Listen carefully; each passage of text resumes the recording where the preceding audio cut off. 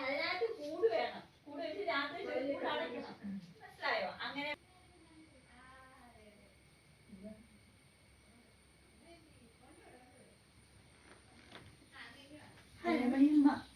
രമണിയമ്മ ഇരിക്കട്ടെ.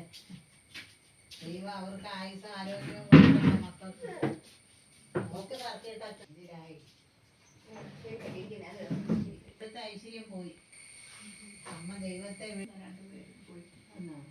ഇത് സ്കൂളിൽ പോയി പനിയായതൊക്കെ അമ്മയുടെ സാരി ഇതാ നല്ലത്.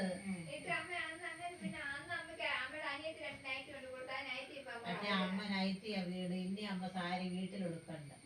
നൈറ്റി ഇട്ടാണ് അരിത്തറിലൊക്കെ പോകുന്നത്. കഷ്ടകാലങ്ങളൊക്കെ അവർക്ക് മാറാറായി. മരുന്നുകൾ ചെയ്തോ പിന്നെ? ഈ മോളെ മോളത്തോട് പോയ നിന്നോട് ഇങ്ങനെ പറഞ്ഞായിരുന്നു. ശരിയാ. ദൈവം ഐശ്വര്യം കൊടുക്കട്ടെ. ഇളയതിനൊക്കെ എത്ര വയസ്സായി? അതാന്നോ? മോന് കിട്ടുന്നതൊക്കെ ചെലവേ ഉള്ളൂ. കൈ നോക്കണ്ട നിങ്ങൾക്ക് ആർക്കും ഫലങ്ങളൊക്കെ. അമ്മയുണ്ടോ അവിടെ?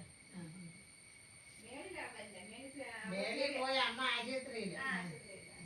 അതിലേ വന്ന് അച്ഛനും മോനും ഉണ്ട് അവിടെ. മോൻ മാത്രം ഉണ്ട് കൂടെ. ഞാൻ പറഞ്ഞു മരുമോളൊന്നും വന്നില്ല. മരുമോടെ വീട്ടിലൊക്കെ ഞാൻ പോയി. നിങ്ങൾ കണ്ടോന്ന് ചോദിച്ചു. അമ്മയുണ്ട്, ഒരു വേലക്കാരിയുണ്ട്. വേലക്കാരി ഉണ്ട് അവിടെ. പിന്നെ അവിടുത്തെ എന്നാലും ഈ അമ്മ അച്ഛൻ പോയി വിഷമിച്ചോണ്ട് പോയി. അവർക്കൊന്നും വേണം. അച്ഛൻ ഇപ്പോഴും വരാത്ത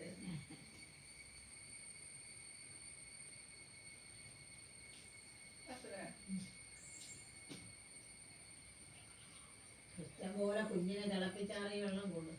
പോകുന്ന അസുഖം കുറയും. മരുന്നിനെ കൊണ്ട് പോയോ?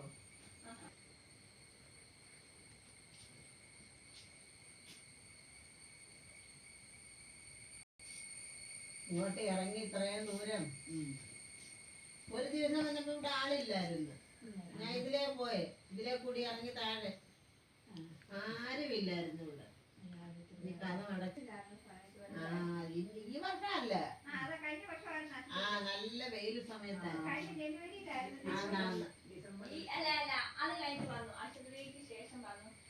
മോളെ എന്തേലും നേർച്ച ഇടാൻ മോളെ പോട്ടെ.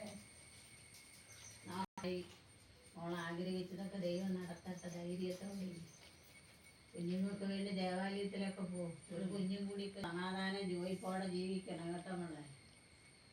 കൂടപ്പുറപ്പിന് നന്മയൊക്കെ വരാൻ പ്രാർത്ഥിക്കും. മോളെ പ്രാർത്ഥനയുണ്ട്. ഇവിടെ നടക്കണ്ട അങ്ങോട്ടും ഇങ്ങോട്ടും. ദൈവം അമ്മയ്ക്ക് ഒരു അന്യരോഗം വരുത്തത്തില്ല. ഈശ്വരൻ